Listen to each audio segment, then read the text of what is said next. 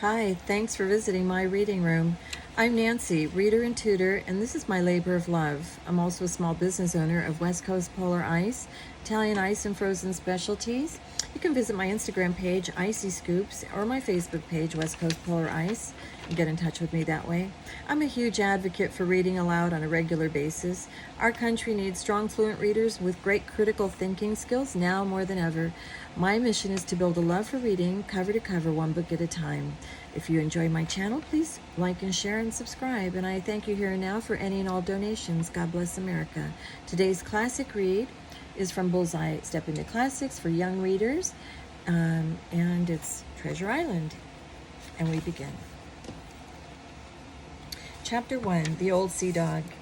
Squire Trelawney and Dr. Livesey have asked me, Jim Hopkins, to write down the story of Treasure Island. I will tell you everything just as it happened. The only thing I won't tell you is where the island is. That's because there is still treasure buried there. To begin my story, I must go back to the time when my father kept the Admiral Benbow Inn. I still remember the day when a strange new guest turned up at our door. He was an old sailor, tall and strong, dressed in a dirty blue coat. His hands were rough. His fingernails were black and broken. A long white scar ran across my cheek. Just looking as it made my knees tremble.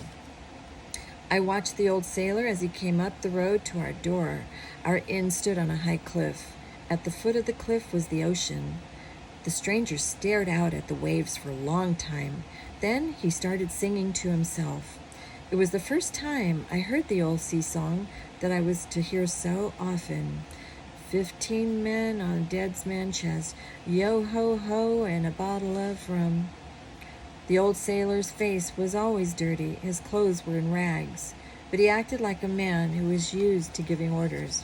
We called him the captain. The best chair in our parlor was right next to the fireplace.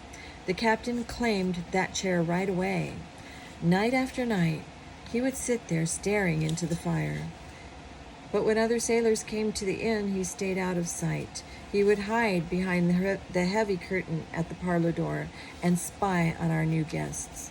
One day, the captain told me that he wanted me to keep an eye out for an old seafaring man with one leg. I had to promise to warn him if the one-legged man showed up. In return, he would give me a silver coin at the beginning of every month. The thought of that one-legged stranger gave me nightmares. I used to dream about him on stormy nights. In my dreams, he was horrible looking. He would leap up out of nowhere and chase after me. I really earned that silver coin. I was not afraid of the captain, however, but a lot of people were. When he started drinking rum, he forgot his quiet ways. He would sing old sea songs in a loud voice and force the other guests at the inn to sing along. And the stories he told, they were all about storms at seas and pirates and men being forced to walk the plank. But the frightening stories did not stop people from coming to the inn to hear them. The captain brought excitement to our quiet English village. Some of the young men even admired him. They called him a true sea dog and a real old salt. That winter, my father fell ill. Dr. Livesey used to come from the village to take care of him. One night, when the doctor was at the inn, the captain was drinking rum. He started to sing his favorite song, 15 men on the dead man's chest. Dr. Livesey kept on talking, and the captain yelled at him to keep quiet. You can see the picture right there. The doctor paid no attention. Then the captain pulled a knife. Dr. Livesey wasn't the least bit afraid. Put that knife away, or I'll see you hanged, he warned the captain. The captain glared at Dr. Livesey, but he did as he was told. Before the doctor left, he had a piece of advice for the captain. If you don't stop drinking rum, the world will soon be rid of you, he told him. The captain ignored the warning. I have worse things to be afraid of than drink, he told me later. I didn't know what our strange guest was talking about. What was he so afraid of? What was it the man with one leg? It was hard to imagine anyone evil enough to throw a scare into the captain. Chapter 2, The Black Spot.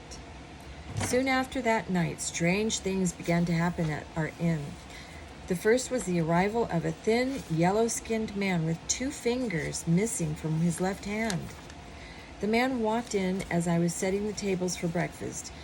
"Is my mate Bill here?" he asked. "I don't know any Bill," I said. "You probably call him the captain," said the man. The captain had gone out for a walk. He would be coming back any minute. I wanted to warn him, but the stranger shoved me aside. When the captain came in the front door, he was there waiting. "Bill," said the man. "You know me, Bill. It's your old shipmate." The captain gasped. "Black Dog!" The captain and Black Dog sent me out of the room. Soon they were yelling at each other. I heard a loud crash. Then came the sound of a man screaming in pain. Black Dog came running out of the room with the captain chasing him. Both men had knives and were slashing away at each other. Black Dog was cut on the shoulder. He ran out the door and down the path as fast as he could. The captain could hardly stand up. "Are you hurt?" I cried. Before he could answer, he fell to the floor. I ran for Dr. Livesey. He said that Captain wasn't wounded. He had had a stroke. The doctor helped me to get the captain to his bed. When we unbuttoned his shirt, we saw the name Billy Bones tattooed on one arm. On his chest was another big tattoo of a man hanging from a gallows. I thought the captain was done for, but the next morning he was wide awake and calling for his rum. "Old Flint's crew is after me," he growled. "Black Dog isn't the worst of them. It's my old sea chest they want, the one where I keep all my things. If I don't get away, they will tip me the black spot."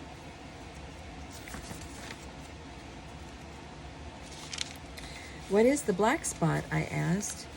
"It's a call, mate," said the captain. "A call? A call to what?" I didn't understand, but I had no time to worry about the captain. That same evening, my father died. I didn't give Captain Billy Bones another thought until the day after my father's funeral. It was a wet, foggy afternoon. The whole world looked gray. I was standing in the doorway, thinking sad thoughts about my father, when at once I saw a blind beggar coming up the road. He wore a long cape with a hood drawn over his face. "Where am I?" he demanded. "The Admiral Benbow," said I. The blind man reached out and grabbed my arm. He squeezed it hard. "Take me to the captain," he ordered. I had never heard a voice so cruel and cold.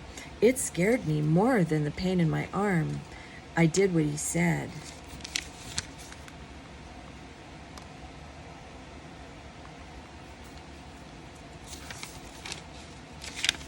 The captain had started carrying his long knife with him everywhere. It was sitting on the table in front of him as the blind beggar and I came into the parlor. But when he saw us, the captain didn't reach for his knife. He went pale with fright. The blind man handed the captain a folded piece of paper. "Now that's done," he said. Seconds later, he disappeared into the fog, but I could hear his cane go tap, tap, tapping down the path. The captain unfolded the paper and stared at it. The paper was cut into a circle. One whole side of it was colored black. The captain turned the paper over and read what was on the other side. 10 o'clock, he said. "I have 6 hours. Now I understood what the black spot meant. It meant death. In a few hours, the captain's enemies were coming back to kill him. But the captain didn't even have that long. Suddenly he grabbed his throat. Then he fell face down on the floor. His fear of the black spot had brought on another stroke, and this time the captain was dead. I burst into tears. I had never liked the captain, but he was the second dead man I had seen in a few days. I wasn't crying for the captain. I was crying for my poor father and for myself. Chapter 3. The Sea Chest. As soon as I could wipe the tears from my eyes, I ran and told my mother the whole story. We didn't know what we should do. The captain owed us money. He probably had gold in his sea chest. But what about the captain's enemies? They were coming back in a few hours. I was sure they planned to take the captain's money. If we took it first, they might kill us. My mother was no coward. We need that money, and I mean to have it, she said. The key to the captain's sea chest must be on his body. My heart was beating fast, but of course I couldn't run away and leave my mother alone. We hurried to the parlor. Quickly I searched through the captain's pockets. There was no key. Finally, I found it hanging on a string around his neck. We took the key and went up to the captain's room. My mother opened the chest. It was stuffed full of the captain's things. At the very bottom was a packet of papers and a cloth bag full of gold coins. Just then, I heard a tap-tap-tapping. The sound brought my heart into my mouth. It was the blind man's cane tapping on the frozen road. "Take it all, and let's get out of here," I cried. But my mother was an honest woman. She only wanted what she was owed. She started to count out the money coin by coin. She counted very slowly. Before she could finish, we heard a low whistle. The blind beggar's friends were close by. We had to get away fast. My mother took the money she had already counted. I reached into the chest and grabbed the packet of papers. If we weren't going to get all Billy Bones' gold, we might as well have his papers. Maybe there would be something worth something. Maybe they would turn out to be worth something. We ran outside and hurried down the path to the village. I could hear the footsteps behind us. When I turned around, I saw a lantern winking in the twilight. Luckily, we were near the stream that ran between our inn and the village. I helped my mother scramble down the steep stream bank. She hid under the bridge, but I was curious. I crept back to see what was going on. There were 7 or 8 men in all, and the blind beggar was their leader. He stayed outside in the road. The others rushed into the inn. They found the captain's body. Then they charged upstairs to look for his sea chest. Suddenly, one of the men leaped out the window of the captain's room. "They'd been here before us," he shouted. "Do you hear that, Pew? The chest is opened." Pew must have been the blind man's name. "Is it there?" he called back. "The money is." Pew swore. He wasn't interested in the money. "It's Flint's papers I want," he said. "We don't see them here," the man in the window answered. "It's the people from the inn. It's that boy," Pew shouted. "I wish I had put his eyes out." The men began to search the inn. I could hear them kicking in doors and turning over the furniture.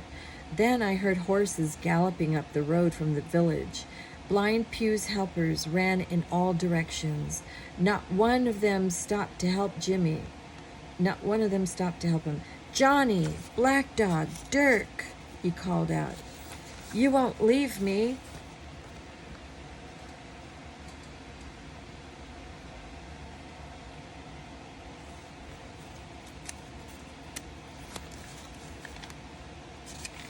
But the others were already gone.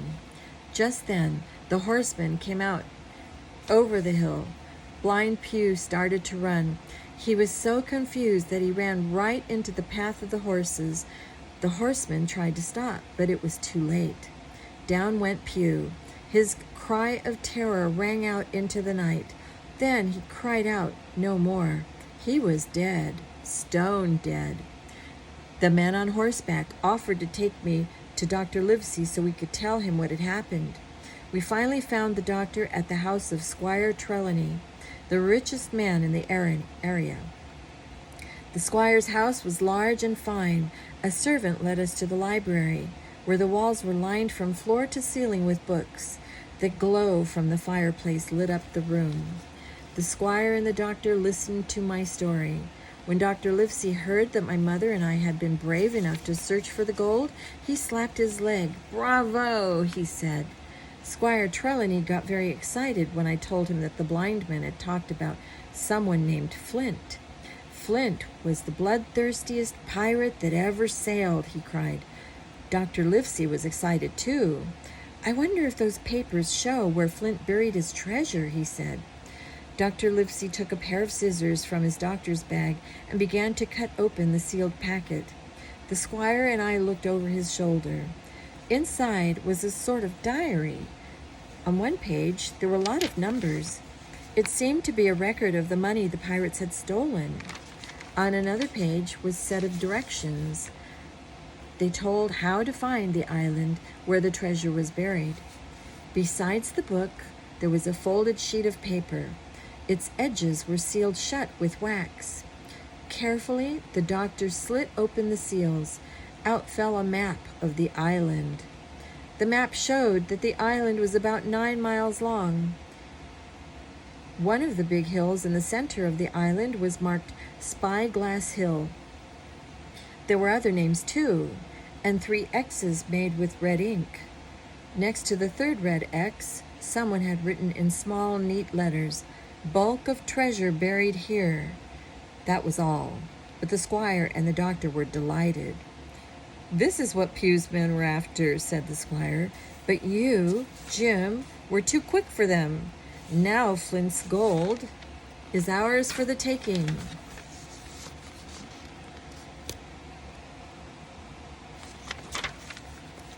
"I'll start for Bristol tomorrow. In 3 weeks, I will have the best ship in England."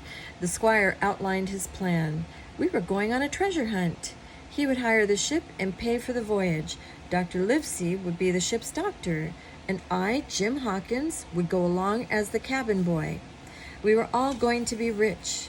"We'll have money to eat," the squire promised. "Count me in," said Dr. Livesey. "But there is one man I am afraid of." "Who?" asked the squire. "You," said Livesey. "You talk too much. We are not the only men who know about this paper." But the squire promised he would keep our secret. The very next day, he left for Bristol to find a ship for our adventure. Chapter 4. I Go to Bristol. Finding a ship took longer than the squire thought it would. While he was in Bristol, I spent long hours studying the treasure map. I wondered what we would find when we got to the island. Strange animals, wild savages. In all my dreams, I never imagined anything as strange and terrible as what lay in store for us. Finally, the squire's letter arrived. It was addressed to the doctor.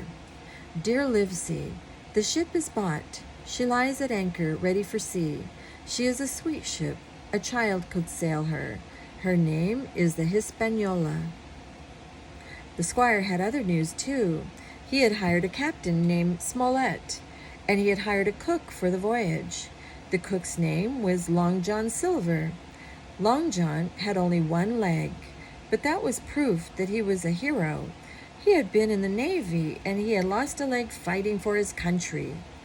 Long John owned a tavern called the Spyglass Inn, but now he wanted to go to sea again. The squire wrote that Long John had been a big help to him. He knew all the sailors in town. He had helped the squire pick out the ones we were taking along on our adventure. 2 days later, I went down to Bristol. The squire's servant, Tom Redruth, went with me. He was coming along on the voyage too, and were 2 other of the squire's men, Mr. Hunter and Mr. Joyce. The squire met us when we arrived. We were wearing a blue sea officer's uniform. He was wearing a blue sea officer's uniform. He had even started walking like a sailor. He was having a wonderful time. Clearly, he was very happy to see us.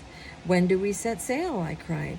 "Sail?" said he. "We sail tomorrow." After I had something to eat, the squire gave me a note to deliver. It was addressed to John Silver at the Spyglass Inn. Ever since I read the squire's letter, I had been worried about this John Silver. Was he the 1-legged sailor of my nightmares? When I saw Long John, I felt ashamed of myself for being afraid. True, Long John Silver had only 1 leg, but he looked nothing like the monster of my imagination. Long John had a plain, honest face. He was a hard worker, too. He used his crutch to hop around the tavern, as lively as a bird. And how that man could talk. "Hawkins, my lad," he said to me, "you are smart as paint. I can see that right away. You and I should get on well." That day he told me many stories about sea life. Soon I had told him my story too, all about Blind Pew and what had happened at the Admiral Benbow Inn. Long John Silver acted shocked.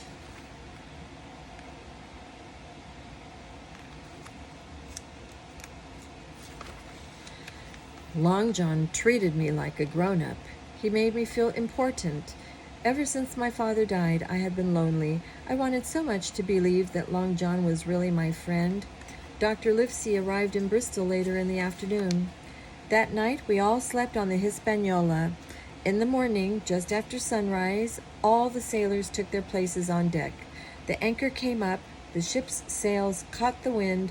Soon we were racing out of the harbor. Long John Silver was up on deck, too. "So-ho, mates," he cried. "We're off." "Let's have a song," one of the men called out to John. Long John started to sing, 15 men on the dead man's chest." In one voice, all the men answered back, "Yo-ho-ho, and a bottle of rum." That was the Billy Bones song. It seemed strange that Long John and the crew all knew it too. Well, I thought, maybe all sailors sing that song. Anyway, it was too late to worry about that now. We were already on our way to Treasure Island. Chapter 5, The Voyage. From the beginning of the voyage, Captain Smollett was unhappy. "The men know more about this cruise than I do," he told the squire. "I don't call that fair. They know we are going in search of treasure. They say you have a map with 3 red X's on it." "I never told that," the squire cried. "Not to a soul." I knew the squire talked too much, but I believed him when he said he never told anyone about the map. I hadn't told Long John either. How the men knew was a mystery. Then one night, the first mate disappeared. "He must have fallen overboard," said Captain Smollett. "It could have been hours ago. It was too late to go back to look for him." After the first mate disappeared, Long John seemed to take over. All the men looked up to him. Long John kept the ship running smoothly. Even rough seas didn't stop him from getting around. He strung ropes around the deck. When the Hispaniola rolled and tossed, he would hang on to the ropes and pull himself along. He never asked for help. "He's no common man," one sailor told me. "He can talk like a book." And brave. A lion's nothing alongside of him. In his younger days, he could take on 4 men at a time. I spent many hours down in the ship's kitchen, which the sailors called the galley. While Long John cooked, I kept him company. He told me lots of stories about his travels. Long John introduced me to his pet, parrot too, Hawkins. He said, "This here is Captain Flint. This bird may be 200 years old." "Pieces of 8! Pieces of 8!" the bird screamed. "Pieces of 8!" Long John explained that pieces of 8 were a kind of gold coin. The parrot had learned these words somewhere in her travels. Captain Flint had been all over the world, he said. "She has seen some evil deeds. That's why I named her after the famous pirate." The rest of the voyage passed quickly.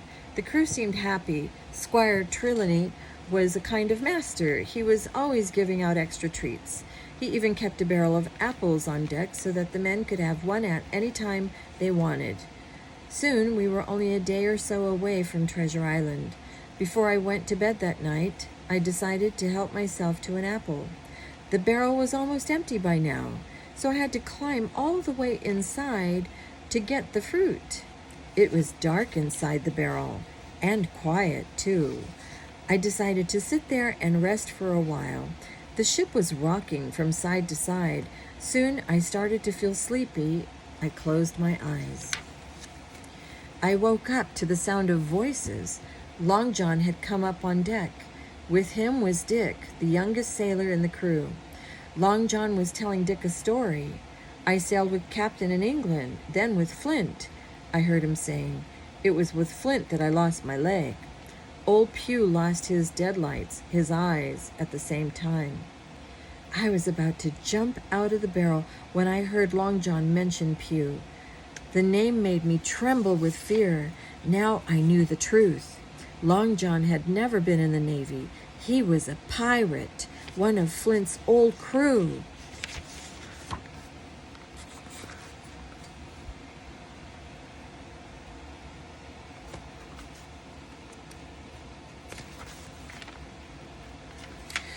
Where are Flint's men now, you ask? Long John went on. Well, old Pew is dead, but most of them are on board here. Ah, said the young sailor, he was the best of them all, old Flint. You are smart as paint, young fellow, said Long John. So I'll talk to you like a man.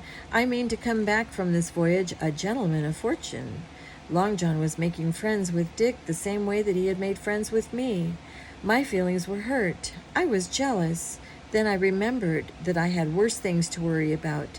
Long John was the very man Captain Bones had been so afraid of. He had helped the squire pick the crew, and most of the men he picked were pirates just like him. Now he was planning a mutiny. The pirates were going to take over the ship and steal the treasure. Soon another sailor came along, a man named Israel Hands. Dick's with us, said Long John.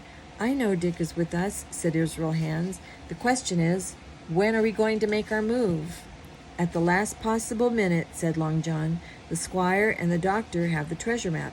I don't know where it is, do I? We'll let them find the stuff and help us get it on board. Then I'll finish them off. He laughed. I'll wring Trelawney's neck myself. I was terrified. Long John was going to kill us all. Just then, Long John said he was thirsty. Jump up, lad, and get me an apple, he told Dick. Dick got up and came near the barrel. I was too scared to move. Israel Hands saved my life. Forget about apples, he said. Let's have a drink of rum. Long John gave Dick the key to the storeroom, but he and Israel Hands stayed right where they were. I was starting to wonder how I would ever get out of the barrel without being seen. But then the lookout gave a shout. Land ho! Everyone rushed to the rail. No one saw me scramble out of the barrel. The whole crew was staring at 3 hills on the horizon. By the light of the moon, you could just see them. We had found our land, Treasure Island. Captain Smollett took out a map and looked for a good place to land. Long John hurried to look over the captain's shoulder, but the captain's map was a copy. It wasn't the one that showed where the treasure was. Long John frowned. He must have been awfully disappointed.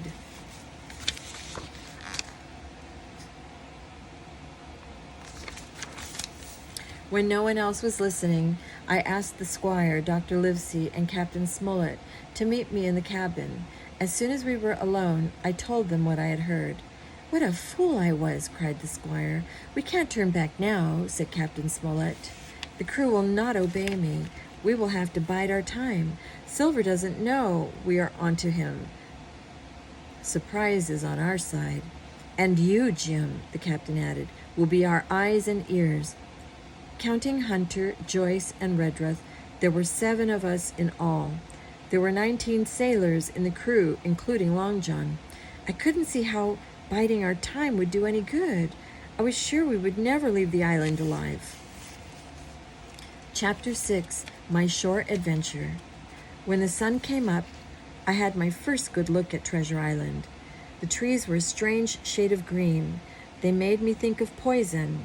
There was no breeze at all. The air had a nasty smell like rotting leaves. In the distance, the hills rose up. The tops of the hills were naked gray rock. Nothing seemed to grow there but a few flat-topped pine trees. This was the island of my dreams, the place where I had hoped to get rich, but now I hated the very sight of it. The crew was in an evil mood too. It was easy to guess why. Now that we had found the island, they were getting greedy. They wanted to kill us right away. Captain Smollett came up with a plan. He would give the crew a day off. They would take the lifeboats and go ashore. Long John Silver would go along as their leader. Maybe the whole crew would go. Then they could lift anchor and sail away. But Long John was too smart to take all the sailors with him. He left Israel Hands and 5 others on the ship. Even so, we were glad to see Long John go ashore. We knew He would try to talk sense to the men. He would tell them to be patient. At least that would give us more time. At the last minute, I decided to hide under a folded sail in one of the lifeboats. Maybe I could spy on Long John and find out his plans. As soon as we got to the beach, I ran into the woods, but after a while, I sneaked back to where the sailors were. Long John didn't see me coming. From my hiding place in the trees, I could hear him talking to a sailor named Tom. "This is your last chance," Long John told Tom. "Join us or else." Just then, I heard a long, drawn-out scream. The sound was so terrible that even the birds were frightened. They rose up into the air and circled overhead. Tom jumped. "What was that?" he asked Long John. But Long John just smiled. "That'll be Alan," he said.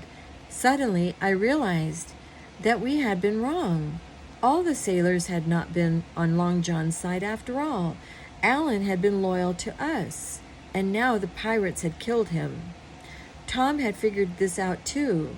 "Alan," he cried, "but I will do my duty. Kill me too if you can. I defy you." With that, brave Tom started to walk away, but he did not get far. Long John picked up his crutch and threw it after him. The crutch hit Tom in the back. He threw up his hands and went down. Moving like lightning, Long John hopped to where Tom was lying. He pulled out a knife and buried it deep in Tom's back. Suddenly, the whole world swam away from me. Everything was topsy-turvy. I felt dizzy, but I knew I had to save myself. If Long John knew I was hiding nearby, he would stab me too.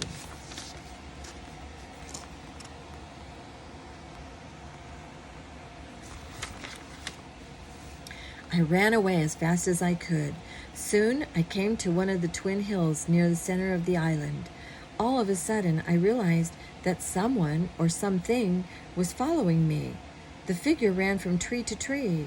Every so often, I caught a glimpse of it. It hardly looked human. It was so bent over that when it ran, its arms almost dragged along the ground. I thought about stories I had heard of wild men and cannibals. I was even more scared of this creature than I had been of Long John Silver. But I could not run fast enough to get away. Finally, I gave up. "Who are you?" I asked in a loud voice. "Ben Gunn," the thing answered. "I am poor Ben Gunn." The creature stepped out from behind a tree. I saw that it was a man after all, a very strange-looking man. He was dressed in rags. His hair was long and tangled. His skin was so sunburned it was almost black. Even his lips had turned black. "My name is Ben Gunn," the man said. "I have been living on this island for 3 years. I eat berries and the meat of wild goats. But at night I dream of cheese, toasted cheese.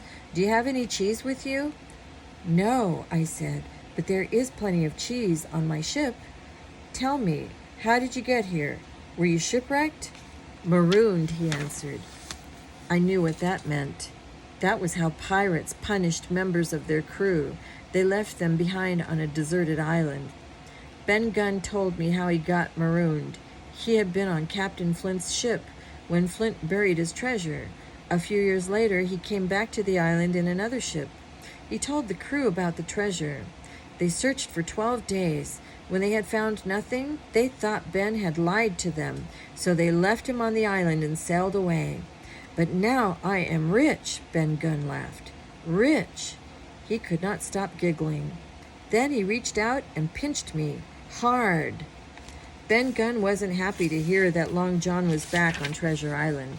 He promised to help me and my friends. All he wanted in return was a share of Captain Flint's treasure.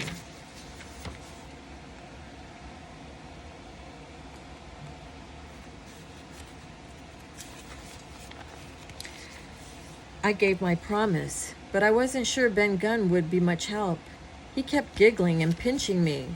A lot of what he said made no sense. I thought he had been so alone so long that he had lost his mind. Ben Gunn offered to lend me his homemade boat so I could get back to the ship. We were on our way to the boat's hiding place when we heard a loud noise like thunder. It was a cannon shot. Up ahead, I saw a small fort made out of logs. This fort was marked on our treasure map, but I was surprised to see our ship's flag flying over it. "Your friends must be inside that fort," Ben Gunn said. "The pirates would never fly the British flag. They would fly the pirates' flag, the Jolly Roger." I could hardly wait to join my friends, but Ben Gunn refused to come along. He told me that he had a secret cave in the forest. He would feel safer there. As we said goodbye, Ben started giggling again. "If those pirates camp on shore tonight, so much the worse for them," he said. Chapter 7. The Fight Begins. Much later, Dr. Livesey told me how he and others came to be inside the fort. When the doctor found out I had gone ashore with Long John, he was worried. He rowed to the beach and found the log fort. The fort was not very strong. It was just a one-room cabin surrounded by a wall made of logs. But there was a spring inside the wall, and the Hispaniola was low on water. So the squire and the captain decided they would be better off at the fort. The squire gave old Tom Redruth a pistol.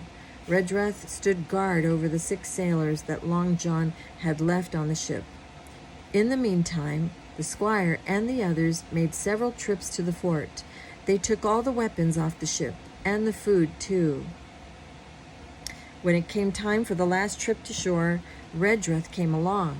So did one of the 6 sailors, a man named Mr. Gray. "I have had enough of this pirate business," he said. "I will take my chances with you." While they were rowing to shore, the sailors on the Hispaniola got loose.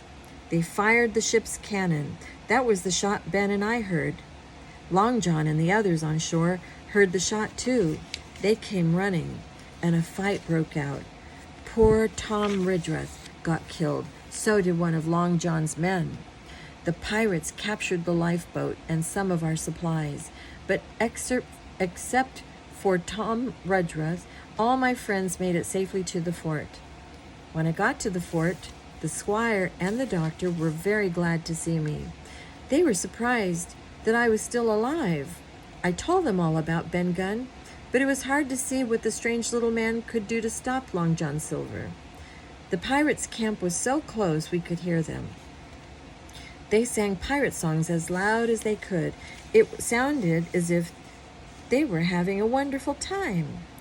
The next morning, Long John Silver showed up at the fort. With him was another pirate. They were carrying a white flag, and they wanted to have a talk. During the night, someone had sneaked into the pirate camp and killed a man. Long John thought we had done it. We knew that the real killer must be Ben Gunn, but we didn't tell Long John that. Now, Long John wanted to make a deal. "We want your map," he said. In exchange for the treasure map, he promised to give us half the supplies. The pirates would take the treasure, but they would spare our lives. Once they were safe, they would let the British Navy know where we were. The Navy would send a ship to rescue us. We weren't ready to give up yet. "I have a deal of my own," said Captain Smollett. "Surrender now, and we'll see you get a fair trial." Long John just laughed at that. He and the other pirate turned and disappeared into the forest. A few hours later, the pirates attacked. Some hid in the trees and shot at us. 4 of the bravest of them rushed the fort. They were as quick as monkeys. In a minute, they were over the wall.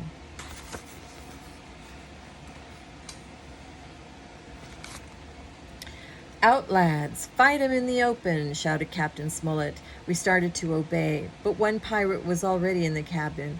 Waving his sword, he took out after Dr. Livesey. Bullets flew everywhere. Everyone was shouting. There was so much smoke that I couldn't see who was winning the fight. When the smoke finally cleared, 5 pirates were dead. But our Mr. Joyce had been killed too, and Mr. Hunter was badly wounded. A few hours later, he died. Now there were just 9 pirates left, but only 5 of us.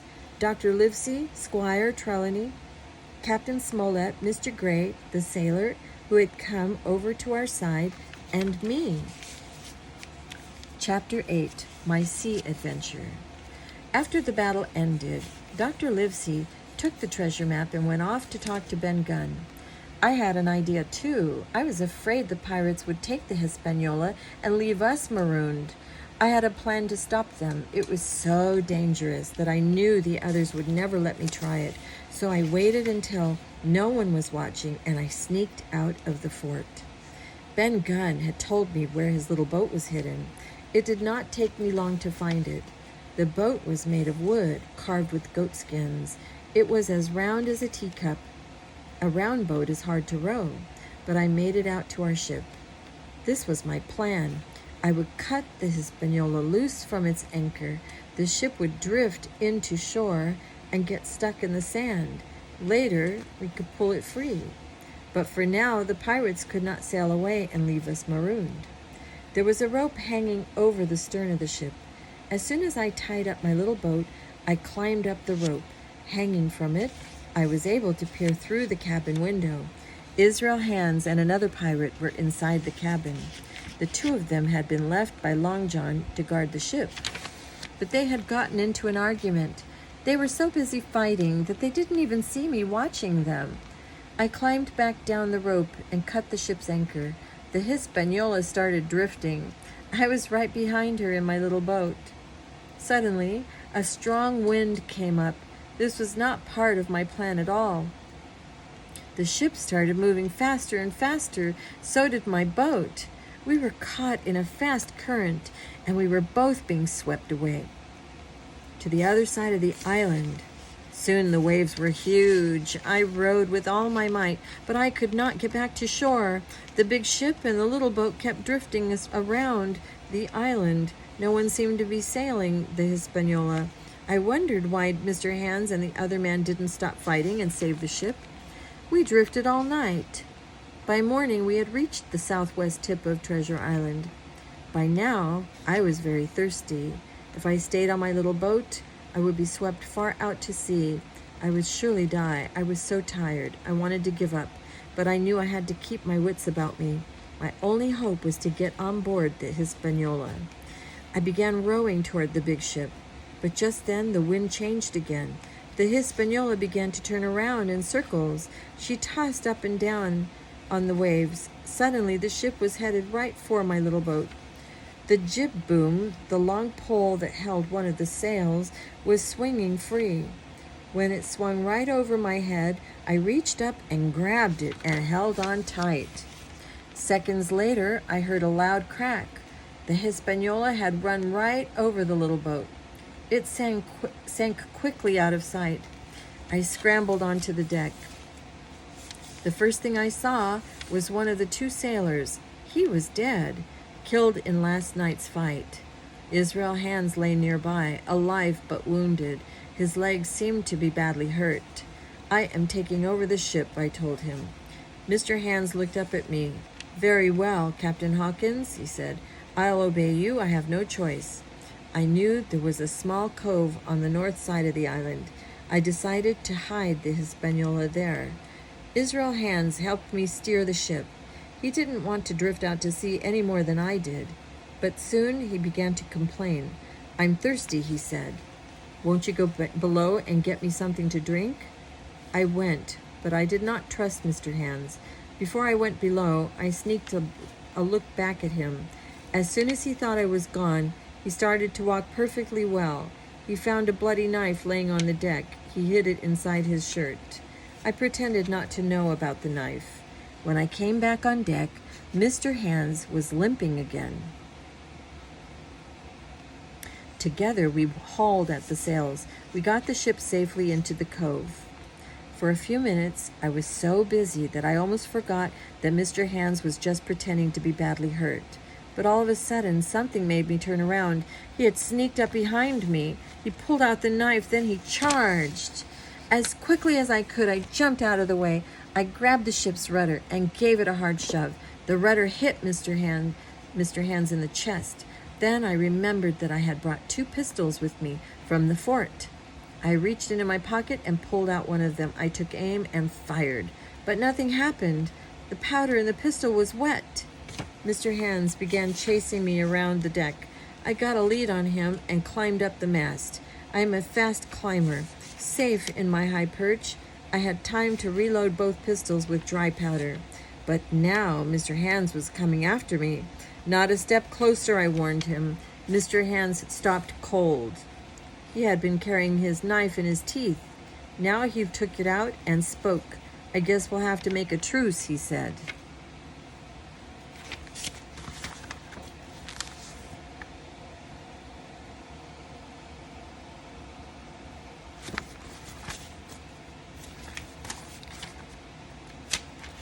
I was feeling proud of myself. I had won the fight. But at that moment, Mr. Hands reached back and threw his knife. It sang through the air. I felt a sharp pain in my shoulder. At the same instant, I heard 2 shots. My pistols had gone off. I don't even remember firing them. Mr. Hands gasped and fell backward. He hit the water with a smack. I would have fallen too, but the knife had pinned my shirt to the mast. I had killed a man. The horror of it made me feel sick inside. I stared down at the green water. It was so clear that I could see Mr. Hand's body lying on the bottom. Whatever happened, I didn't want to fall into the water beside him. I pulled myself free and climbed back down to the deck. Chapter 9.